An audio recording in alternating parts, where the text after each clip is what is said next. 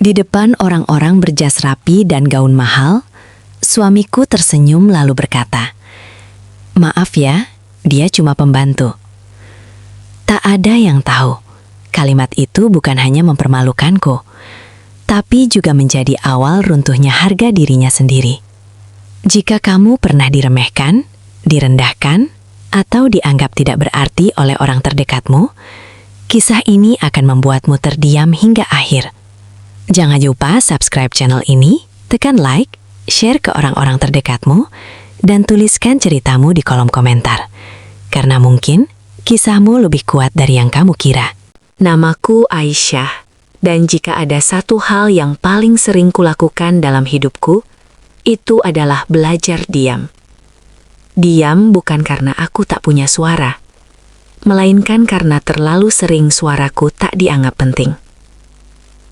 Sejak menikah, aku perlahan belajar menekan perasaan, menelan luka, dan menyimpan semuanya rapat-rapat di dalam dada. Aku adalah istri dari seorang pria yang di mata orang lain terlihat sempurna, pandai bicara, berwibawa, selalu percaya diri. Banyak yang memujinya, banyak yang iri padaku. Tapi tak seorang pun tahu, di balik senyum yang selalu kutampilkan, ada hati yang sering kali menangis sendirian. Kadang aku berdiri di depan cermin, menatap wajahku sendiri, lalu bertanya lirih, "Salahku apa sampai aku harus sekecil ini di matamu?" Tak ada jawaban, hanya sunyi. Dan aku kembali memakai senyumku. Karena sebagai istri, katanya aku harus kuat.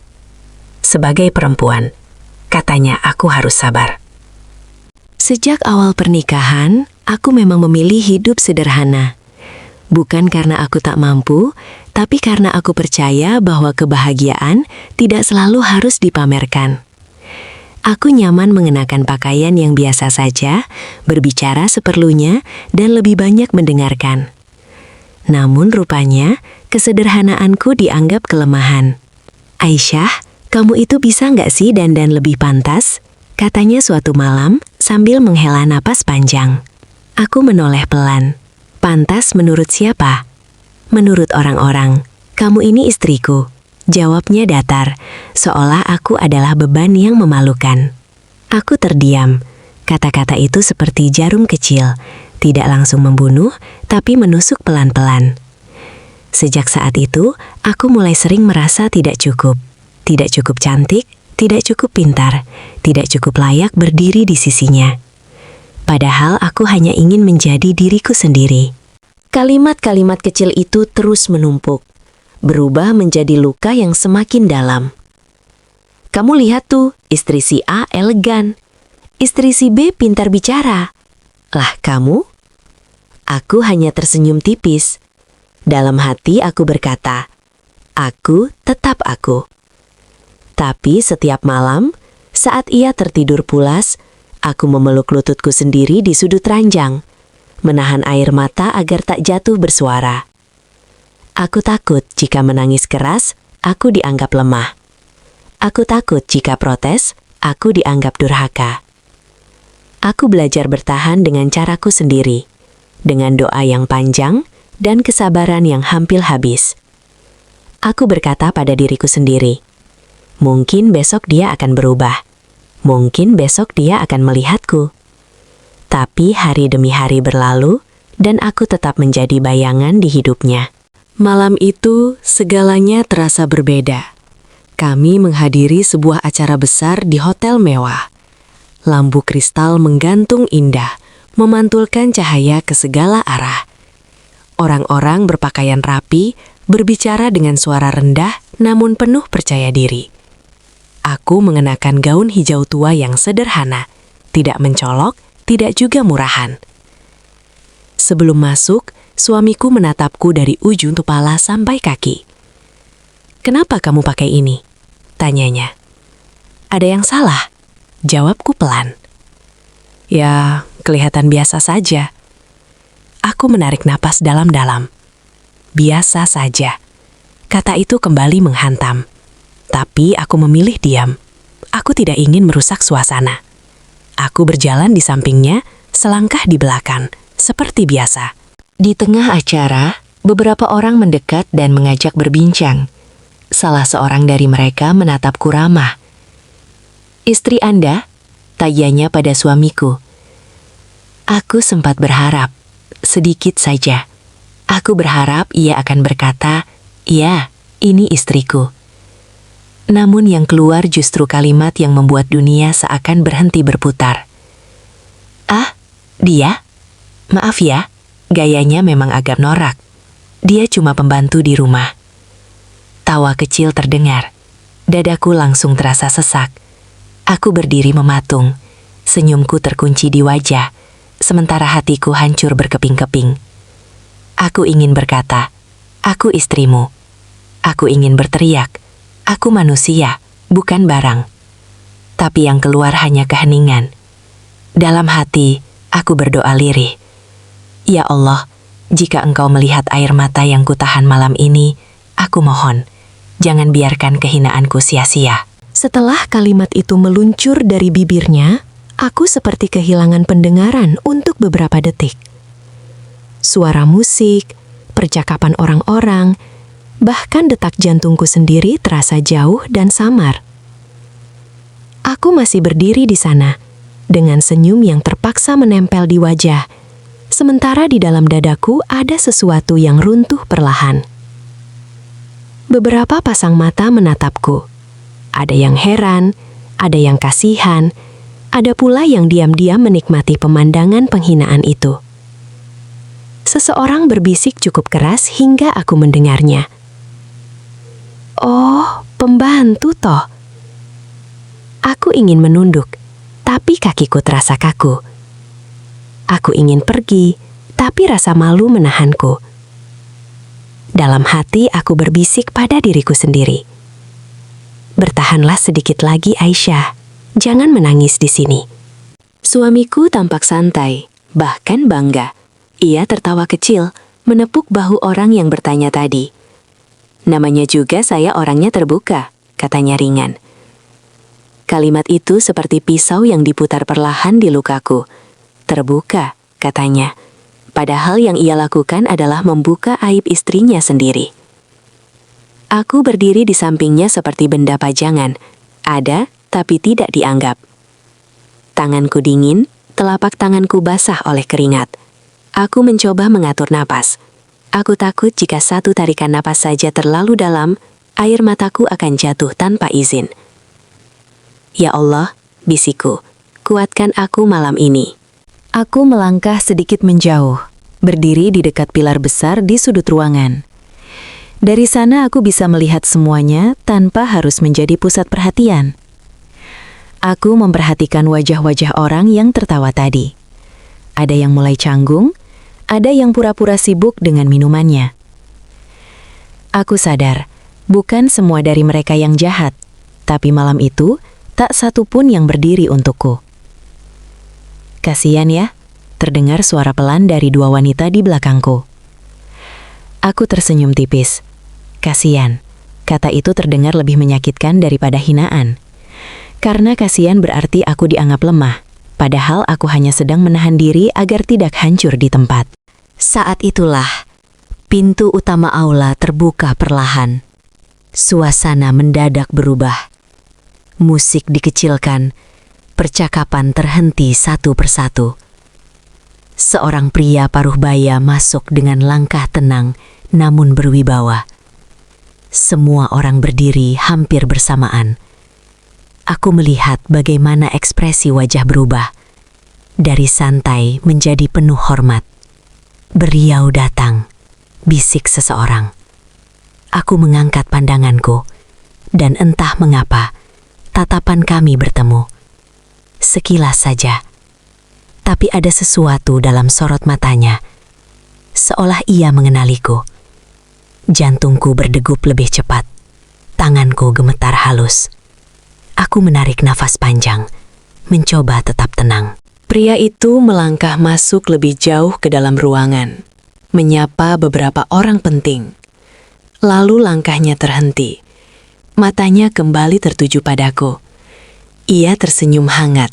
senyum yang terasa asing, tapi menenangkan. Aisyah, panggilnya pelan namun jelas. Aku tertegun. Banyak kepala langsung menoleh ke arahku. Suamiku ikut menoleh. Wajahnya menunjukkan kebingungan yang tak bisa ia sembunyikan. Iya, Pak. Jawabku lirih sambil melangkah maju setengah langkah. Ruangan kembali sunyi. Dalam detik itu, aku belum tahu bahwa hidupku akan berubah.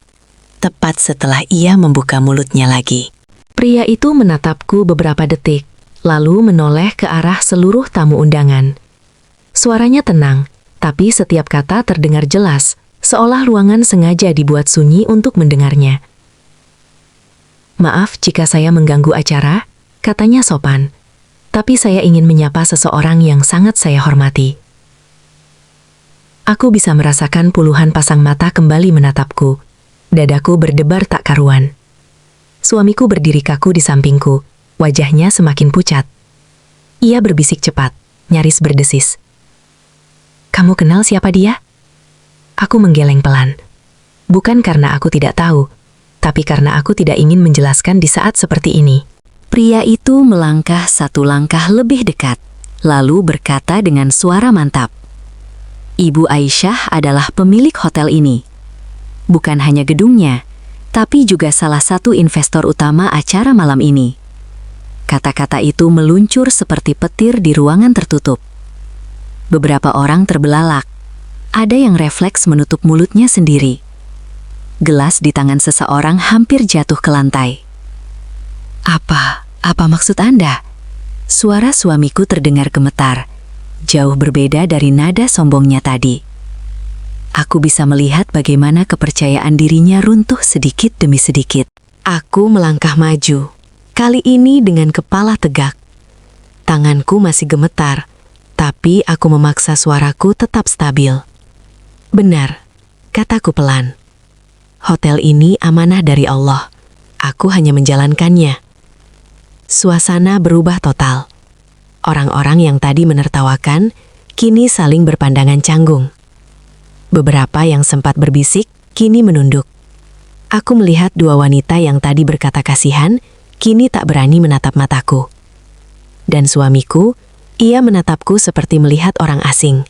Matanya kosong, bibirnya terbuka, tapi tak ada suara yang keluar. Kamu bohong sama aku." Akhirnya ia berkata, suaranya parau. Aku menggeleng pelan. Aku tidak pernah bohong. Aku hanya tidak pernah menyombongkan apa yang bukan milikku sepenuhnya. Ia menelan ludah, tangannya mengepal. "Kenapa kamu tidak bilang dari awal?" Aku menatapnya lama, lalu berkata lirih, namun jelas. "Karena kamu tidak pernah bertanya. Kamu terlalu sibuk merendahkanku." Kalimat itu membuatnya terdiam. Untuk pertama kalinya sejak aku mengenalnya, ia tak punya jawaban. Ruangan yang tadi penuh tawa kini terasa berat. Beberapa orang mendekat padaku. Wajah mereka berubah penuh hormat. "Mohon maaf, Bu. Kami tidak tahu," ucap salah satu dari mereka. Aku tersenyum tipis. "Tidak apa-apa. Saya sudah terbiasa disalahpahami." Suamiku mundur selangkah, seolah kehilangan pijakan. Dalam satu malam, semua yang ia banggakan runtuh. Bukan karena aku menyerangnya, tapi karena ucapannya sendiri kembali padanya. Dan di dalam hatiku, untuk pertama kalinya setelah sekian lama, aku merasakan sesuatu yang hangat. Harga diri yang akhirnya pulang. Aku melangkah menjauh dari kerumunan, menuju sudut ruangan yang lebih tenang. Nafasku masih belum sepenuhnya stabil. Bukan karena gugup, tapi karena selama ini aku terlalu lama menahan semuanya sendiri. Di balik gaun sederhana yang kupakai, ada perempuan yang sudah berkali-kali menelan rasa sakit tanpa pernah membalas. Malam ini, aku tidak merasa menang. Aku hanya merasa lega. Seolah beban bertahun-tahun yang menekan dadaku, akhirnya dilepaskan satu persatu. Aku memejamkan mata sejenak, lalu berbisik dalam hati. Terima kasih ya Allah. Engkau tahu kapan harus membela. Suamiku menyusul perlahan. Tidak ada lagi langkah percaya diri seperti biasanya. Bahunya turun, wajahnya kusut oleh penyesalan. Aisyah, panggilnya lirih. Aku menoleh, menatapnya dengan tenang. Aku salah, katanya, suaranya nyaris pecah. Aku terlalu meremehkanmu. Aku mengangguk pelan. Bukan harta pula meremehkan, jawabku lembut. Tapi hatiku. Ia terdiam. Kata-kataku mungkin tidak keras, tapi aku tahu, itulah yang paling menyakitkan baginya. Apa kamu masih bisa memaafkanku? Tanyanya kemudian. Pertanyaan itu membuat dadaku kembali sesak. Memaafkan bukan perkara mudah ketika luka sudah terlalu dalam. Aku menarik napas panjang. Memaafkan itu mungkin, kataku jujur. Tapi melupakan cara kamu memperlakukanku, itu butuh waktu. Ia menunduk. Untuk pertama kalinya, aku melihatnya benar-benar kecil. Bukan karena aku lebih tinggi, tapi karena egonya akhirnya runtuh. Malam itu, aku pulang lebih dulu. Aku ingin sendiri, ingin merenung. Di dalam mobil, aku menatap keluar jendela, melihat lampu kota yang berkelip. Aku teringat semua malam ketika aku menangis diam-diam. Semua doa yang kupanjatkan agar Allah menguatkanku. Ternyata Allah tidak mengubah keadaanku. Dia mengubah caraku berdiri di dalamnya. Aku belajar bahwa menjadi sederhana bukan berarti boleh diinjak. Menjadi diam bukan berarti pantas direndahkan. Kini aku tahu, harga diri seorang perempuan tidak ditentukan oleh seberapa keras ia berbicara, tapi oleh seberapa teguh ia menjaga nilai dirinya. Jika kamu yang membaca atau mendengar kisah ini pernah direndahkan, ingatlah satu hal.